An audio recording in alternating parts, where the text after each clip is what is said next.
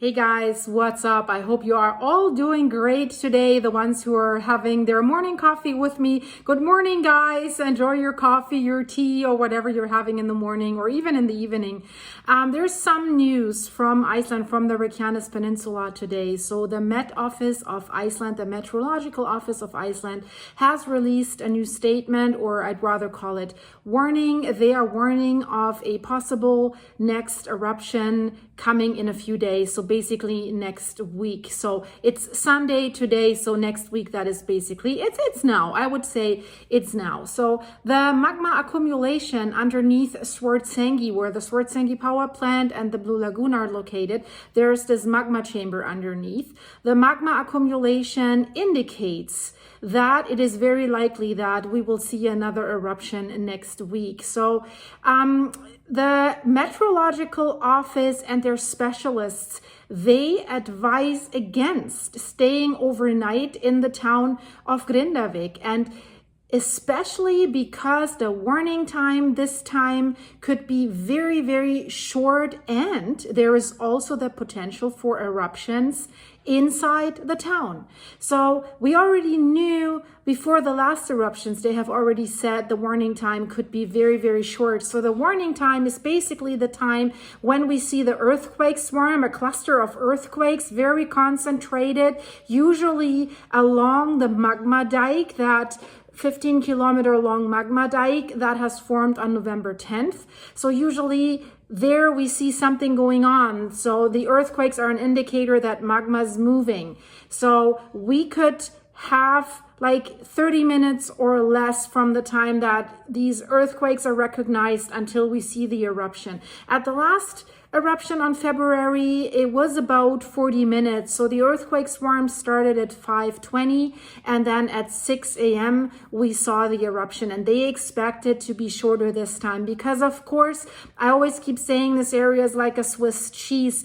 With the more eruptions we're seeing there, the more magma intrusions we're seeing there. So magma intrusion or eruption means where we have that magma chamber underground underneath Swartsengi, if that fills up to the point of maximum capacity, the magma is finding its way somewhere else. And the magma always takes the way of least resistance, guys. So if there are existing fissures and tunnels where it could go, it is definitely going there. And then it's a little bit, less detectable because it doesn't have to grind through new soil. It's using existing tunnels. That's why it doesn't produce such significant earthquake storms as it has produced in the past. And that therefore the warning time is getting a lot shorter and more dangerous for people that live in the areas where these earthquakes are happening, especially in the town of Grindavik, because we know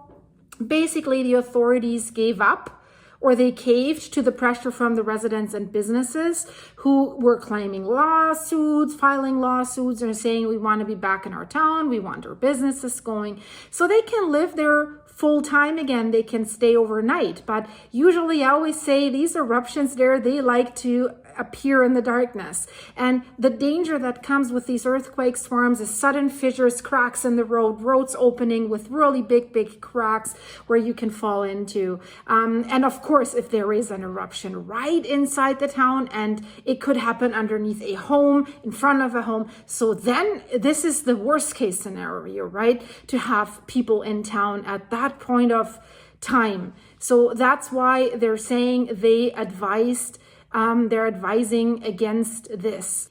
The buildup of that lava that they're observing right now is basically behaving the same way as it did before we saw recent eruptions in the same area. So if the magma continues to rise at the current rate, the magma will reach the same level that it had before the last eruptions next week. And then they really think that this will trigger the next magma intrusion or even an eruption. An intrusion is magma is shooting out of that chamber underground, like it did on November 10th when it was forming this 15-kilometer long magma dike, but it was underground. It was not erupting to the surface.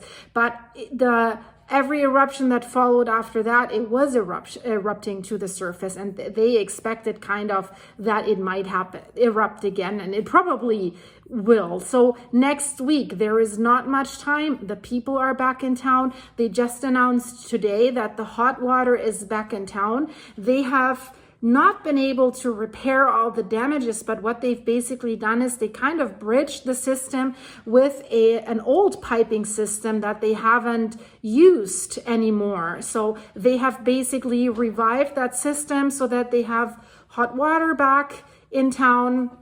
So maybe that gives the residents a false sense of security if everything's being restored. So it's a dangerous situation. And we know one person already died by falling into a crack, a worker. There's a geophysicist at the Icelandic Meteorological Office. We have heard from him all the last weeks already. So his name is Benedict of Feixum, and he also suggested that, you know, when you look at the circumstances, you really have to anticipate that there is an eruption in the next few days, because what he says that the experts have learned from the last 3 eruptions that have happened on the Reykjanes Peninsula, that, you know, this time frame is the most likely sequence of events. So every 3 to 4 weeks, it keeps erupting, because after every eruption, the rate that the magma chamber is filling up again is basically the same. So that's why they're saying this thing keeps coming and repeat. They can't say for how long, maybe for years, decades, centuries. That's basically what they're facing there. And that's why it is so difficult to evaluate and assess the damages in the town of Grindavik, because every 3 to 4 weeks, basically you have to start from scratch, because you have a new earthquake swarm. And then even, you know, in the January eruption, when there was an eruption right at the doorstep of the town, lava flowing and destroying 3 homes.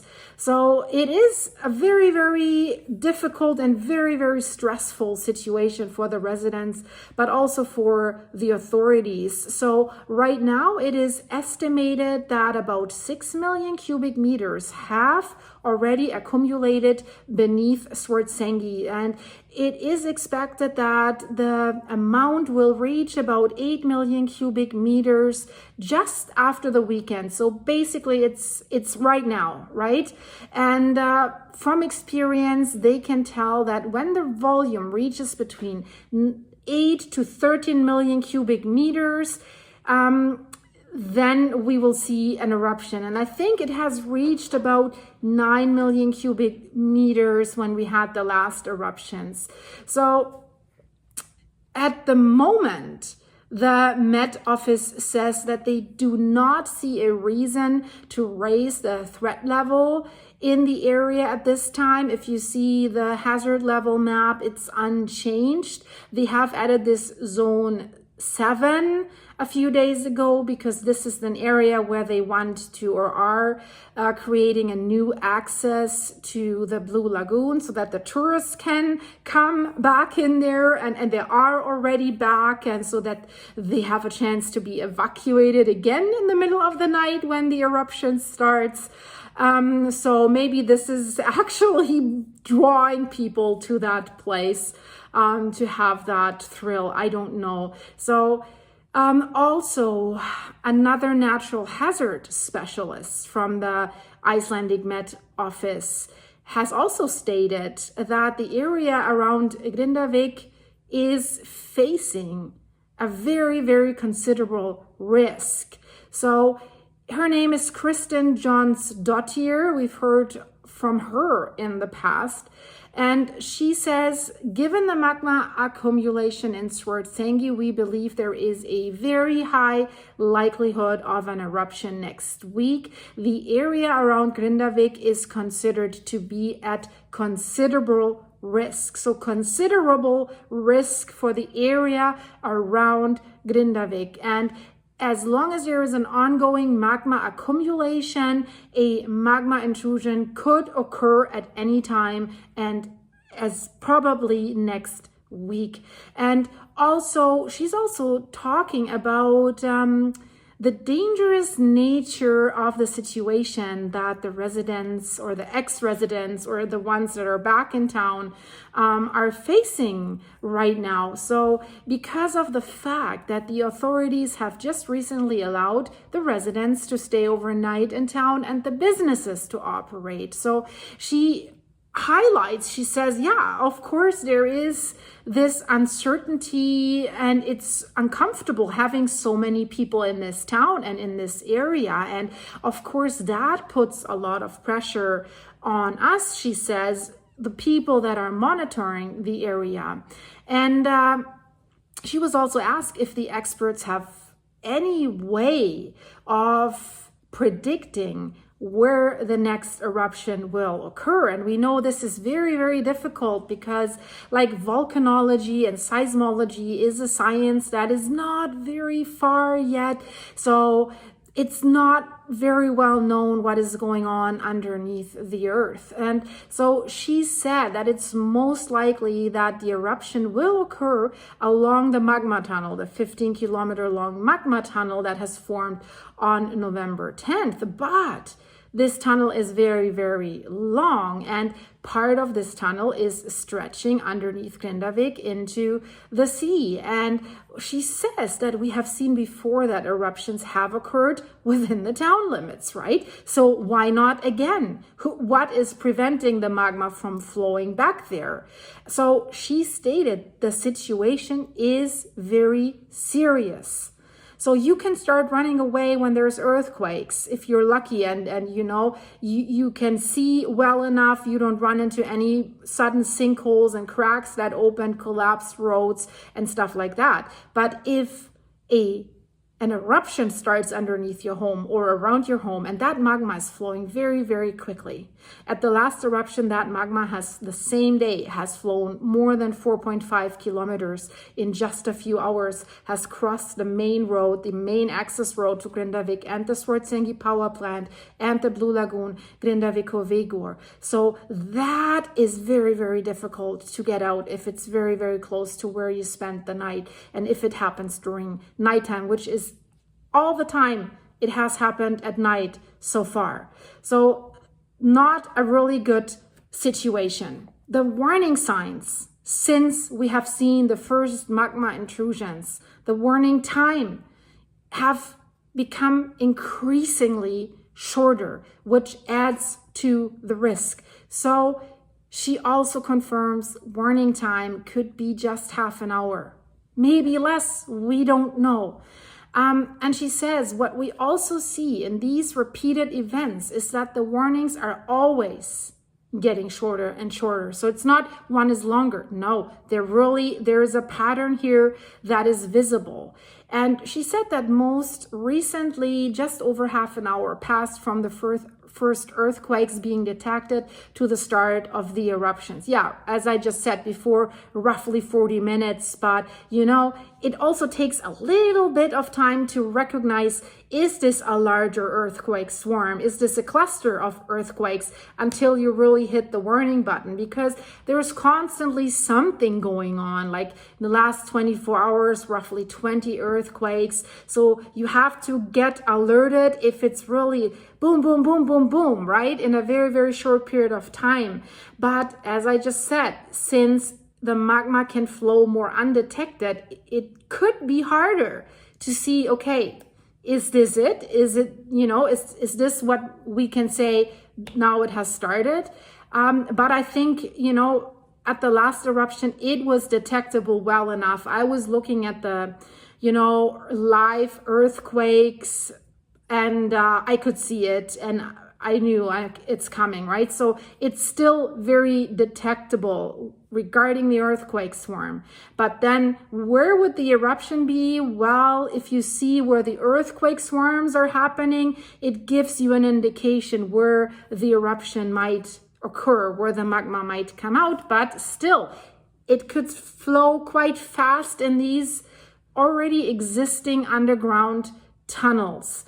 So it is a considerable danger and they do not want people in town. They really don't. So they're not happy that they let the people back in town. But it's a difficult situation. The residents were angry. They were saying, Blue Lagoon opens right away. They're getting a new road. Our businesses are like basically going bankrupt. We can't get the products out. We want to get our workers back. We want to at least the big businesses, the fish processing plants. So now fishing boats are coming back into the harbor. But then, of course, residents were happy. They got what they wanted. Businesses got what they wanted. They're all let back into town, basically, without restrictions. They only have to register it when they go in and out through a barcode. But, you know, they were told, you're on your own, at your own risk, right? So, but then the workers' union was not happy because many of these workers said, well, we don't really feel comfortable being in there at the current situation before the next eruption. But what do you do as a worker? You depend on that job. Now they're offering you can go back to your workplace. You can work, you can receive your salary. So once everything's back open, you cannot say, no, it's so dangerous, I'm not coming, but I expect you to still pay me. So difficult situation. The workers' union wanted a reassessment. They wanted the workers out of the town. So it's a constant struggle for authorities, for businesses, for residents to find common ground. But, you know, there was a lot of pressure put on authorities, on the police chief officer Dorrance and on the civil defense department, who usually talk with each other to make these decisions. And lawsuits had been filed against the state. And of course, now they have stopped and canceled these lawsuits because now they got what they wanted. They're back in town. And even some residents have said, hey, wait a minute with that buyout plan. I'd like to have a little bit more time to assess the situation and how, if we ever want to, can we buy these homes back for the same price? A lot of residents are not happy with the assessment. They want more money because otherwise, they say we don't have the down payment to move somewhere else. So it's a really dire situation there, and it's far from being sorted out so that everyone could be happy. Can everyone ever be happy? I don't think so, because we can't forget that this is a natural disaster, and it is an ongoing natural disaster. It's not like tornado hit you, gone, right? Next one maybe in 5 to 10 years. No, basically this is happening once a month, so it doesn't give you the chance to do repairs and to rebuild. Plus that hazard level that is determined for the town of Grindavik, called crack collapse, that will remain for quite a while. Even let's say that everything stops and gets more quiet, you know, you have to find out, where are these cracks? How deep are they? Some might be going towards the sea, so could seawater intrude and wash them out, and then all of a sudden large areas of the town could sink all together. It is not really great. So of course, Christine says it is a little bit of a difficult situation for the businesses for working in the town, because she says it's slightly different because the people that are working there, they're fully awake and they're there during daylight. So they know the evacuation routes and they can get out there should there be something during daylight. And if something happens at night, maybe the workers are not there unless the workers sleep in the town. So I think we can't, during the time bringing workers in and bringing workers back out. But, you know, we don't know how many people of these workers are actually staying in the town. So she concludes it is not wise to stay overnight. And I think, you know, since we know the eruption is imminent, I think it's really the smart thing to do is to not stay in town at all and just wait. Where will the next eruption occur? How strong will the earthquakes underneath Grindavik be? Is there a lot of new fissure sinkholes going on? And of course, the businesses said, we are aware we have to evacuate again, but we also want to do this. Quickly evacuate, but come back quickly. and not like wait for weeks and months until we can come back. So they said it has to go more quickly. And that's what the Blue Lagoon is saying, that the most important thing for them is to be open as quickly as possible. They're saying they're evacuating quickly, but needs to be open quickly. And basically right now, they're the only ones that are really doing this, right? For the businesses, this was dragging on like a piece of chewing gum that you want to tear up, you know. It wasn't really great, but of course the hazard level inside Grindavik is a different one than underneath Swartsengi. You just have a magma chamber underneath the Swartsengi, but you know, in Grindavik there's these cracks, these fissures, they keep widening, opening. The magma could come up there as well. There are these tunnels, so it is way more unstable already.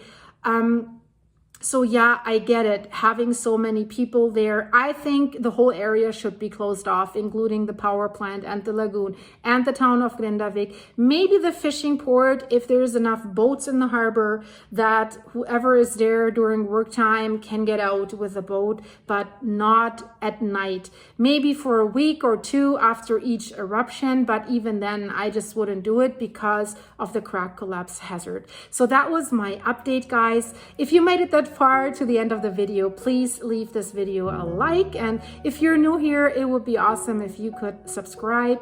And for my viewers that have come with me along the ride, thank you so much for your comments, for the supers you keep sending me, for the coffees you keep buying me on my buymeacoffee.com site. So I'll inform you there about what's going on with the eruptions. I have a section there, the post section, so buymeacoffee.com/silky and post. It's for free there. The link is in the description of the video, and also check out the 2 videos here in the end screen, and I hope to see you very, very soon. Thank you so much, guys. Bye bye.